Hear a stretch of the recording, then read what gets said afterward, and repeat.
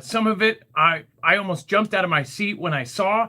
Of course, an article from today, which has essentially said basically what I have said to the T. It's almost like the writer at this establishment was watching my show. Specifically, I have proof of that. Before this article came out, I said the exact quote in this article, which is absolutely crazy because I think it's kind of common sense seeing these patterns in what is going on with China and what is going on with America and what is going on. And a lot of you guys see the same thing. A lot of us are seeing right through the kind of BS veil. And later on, of course, mainstream ends up catching up. And now they need to shape the narrative to what this event is going to be. We already saw before these events even happen the kind of setup. This is most definitely a setup.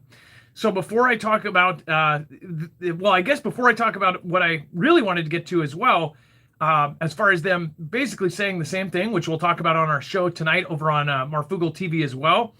But I also wanted to talk about this Korea story. This is also something that we have talked about many times. It essentially says that North Korea hackers are going after Russian targets, Microsoft says. Now remember, Microsoft is saying this. Now, when you first hear this, you go, well, wait, North Korea and Russia are basically friends. Why would they do that? Obviously, if you kind of know the background and how they're literally setting up deals to trade weapons as we speak, you would go, well, why are they hacking? Well, it kind of has to have you go back in time. Do you guys remember when we found out that North Korea had the super EMP weapon? Essentially what they said, and when they confirmed that they did have this super EMP weapon, they said, hey, Russia, did you give this weapon to them? And Russia said, well, yes, they did get it from us, but it was either stolen or we gave it to them. Basically saying like, yep, they got it, and we most likely gave it to them, or you could say they stole it, right? That's what I think of when I hear this. So they got the super EMP weapon from Russia, and we know that. That's a fact, and that's what the Pentagon DoD white papers worry about. Now they're hacking again. So are they stealing something, another weapon that basically they're going to use, or essentially Russia doesn't have to take full blame for it because they can say, oh, well, they stole it from us. It says that North Korean hackers, and again, they're working so closely together, that's just, it's preposterous, right? North Korean hackers targeted Russian diplomats and successfully breached a Russian aerospace research institute earlier this year, Microsoft Corps said in a blog post published on Thursday. It said that Microsoft did not identify any of the victims by name and provided little by the way of details or evidence, but said that the hacking took place in March. It says that the North Korean threat actors may be capitalizing on the opportunity to conduct intelligence collection on Russian entities due to the country's focus on its conflict in UKR. North Korea's mission to the United Nations did not immediately reply to the message seeking comment. The Russian embassy in Washington did not immediately respond to an email.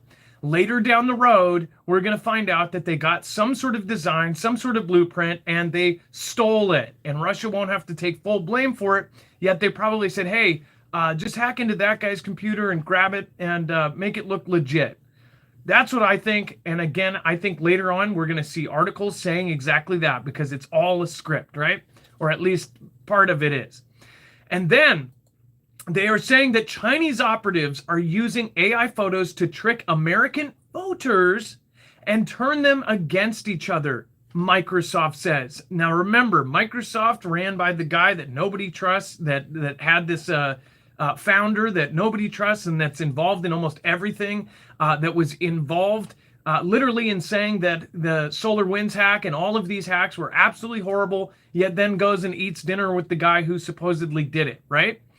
It says that China has, since March, been using generative AI. And again, this started in March. This is North Korea, the same thing, the same time period as this goes. They said that China, since March, has been using generative AI to create viral content that divides U.S. people on social media and is getting better at it. Essentially, they're saying that they're making memes and all of this content that makes us argue and fight. Sound familiar? I'm not even going to kid you. They used one of my quotes from even last night. And I've said this for months and months, but last night's show we talked about it. I'll show you on the show later. word for word, something that you won't hear people saying on every network or any network, and you heard it here first. And it was my comparison with Xi and Genghis Khan and the Belt and Road Initiative and the original Silk Road and all of the different similarities. He looks up to Genghis Khan. Xi looks up to Genghis Khan because Genghis Khan was the person who took the most of Earth. There was nobody who took more land or essentially conquered more land than Genghis Khan. The previous leader of China, Mao Zedong, actually got rid of a lot of heroism of Genghis Khan when he ruled, and essentially hated it, right? People hated the whole thing about Genghis Khan. They said you shouldn't make him a hero. It's kind of like Che or something like that. Like he's an enemy or he's a anti-hero, right? But people kind of looked up to him because he did have some positive things, and I'm not a fan of Genghis Khan, but if you look at the actual things that happened back then, he allowed people to have their freedom of religion. People had food there, people were fed well, people had access to stuff because they had these huge supply lines, and he was one of the first to open up these massive cross-country, supply lines. So Xi, mind you, actually hated Mao Zedong, the previous leader, the same one that hated Genghis Khan. Well, Xi actually hated Mao Zedong because Mao Zedong treated Xi's dad like crap. In fact, there's a horrible story about how Mao Zedong and his rule basically screwed over Xi.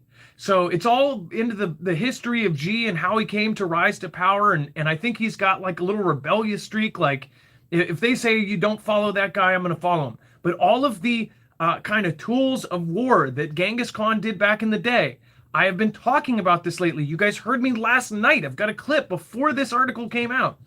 It says, we have observed China-affiliated actors leveraging AI-generated visual media in a broad campaign that largely focuses on politically divisive topics such as bang-bang violence and denigrating U.S. political figures and symbols, wrote Clint Watts, general manager.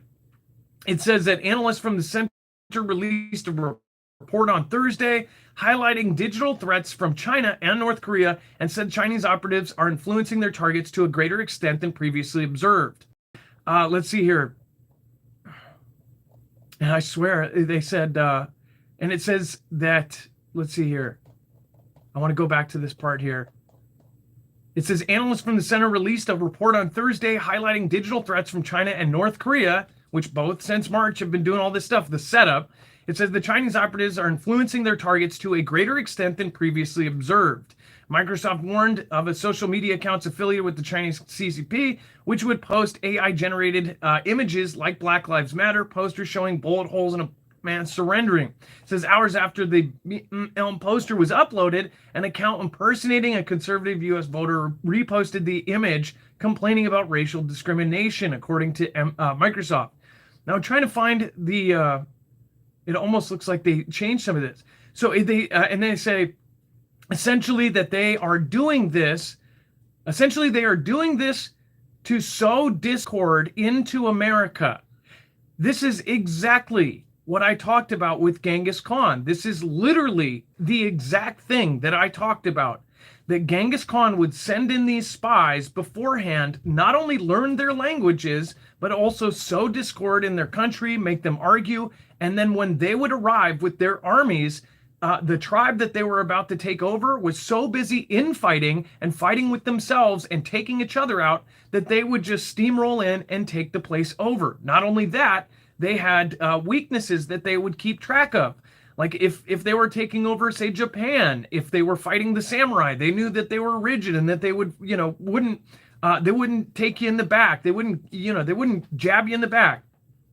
Things like this. And they basically did the opposite of all of the different places. That is what China is doing right now. And a lot of people don't want to admit it, or they are kind of beholden to whatever company that sponsors them, or some people above that essentially they can't say anything about it because they'll lose rights to things and all sorts of other things. You see Hollywood is completely quiet about this. You see media is completely quiet about this because they have so many huge investors in their firms. That's why it's good to follow independent news. That's why it's good to support independent news, just like myself and all my peers. We thank you guys for actually being here. So we'll show you. I'll show you the parts last night and everything on tonight's show over on Marfoogle TV. We're also going to be talking about how they are targeting. China is covertly targeting and recruiting military talent to train its troops. This is something we talked about before, and I actually told you that military members in the Fugel family, ex-pilots, are actually having people come up to them and asking them if they want to be paid ginormous amounts of money to come fly on an aircraft carrier for China. The one problem with China's third aircraft carrier, which is not operational yet, is because they do not have pilots for it. And that is one thing that, of course, is harder to get because you can't just pull people off the street. They want super pilots. They basically want aces in the sky. So they are actually trying to grab ex-American pilots and pay them absurd amounts of money to basically be a traitor. And it's happening right now. Why would they be doing it right now if they didn't see a war that's coming soon? Why would they want to pay these ginormous amounts of money to basically have them sit on retainer for some war that's not going to happen? It doesn't make sense to me. But what do you guys think? Let me know. By the way, looks like Juby Joe says, much love and respect. Thank you all. Thank you for the super chat. I hope, again, I hope that wasn't an accident. I appreciate you. Thank you, thank you, thank you for supporting independent. Also tonight, we're going to talk about TSMC, and essentially there's opinions out there that say that we need China more than they need us as far as chips goes. So we'll talk about that, and I will show you the clips, and you're going to be like, what the heck? If you were at last night's show and even the shows 2 months ago, we have clips that go back, I don't know, 5-6 months ago since I did that comparison with Genghis Khan, and it's like these mainstream medias are copying it word for word. So either they're watching my show and going, oh, maybe that's a good point, or they completely, on their own, within 24 hours, came to the exact same conclusion. Either way, we'll talk about it tonight on Marfoogle TV, again, over on our sister channel. So make sure to go follow us over there. We'll see you in about 15 minutes. We'll probably be closer to 20 after we get everything set up and on. So about 8:30 p.m. And it is a call-in tonight, so if you do want to call in and give us your opinion, then do so. We'll see you in a little bit. Be safe, be prepared, and Marf out. Remember, all of the links and everything else is going to be on marfooglenews.com, a full bibliography, and you can support us with things like getting yourself a solar generator from Energy at marfooglenews.com/energy, and you can also go get yourself a freeze drive from Harvest Right at marfooglenews.com/freeze. Very easy to remember, and again, those support us, and it will help you prepare for anything. All right, you guys, be safe, be prepared, and Marf out. See you in a couple minutes.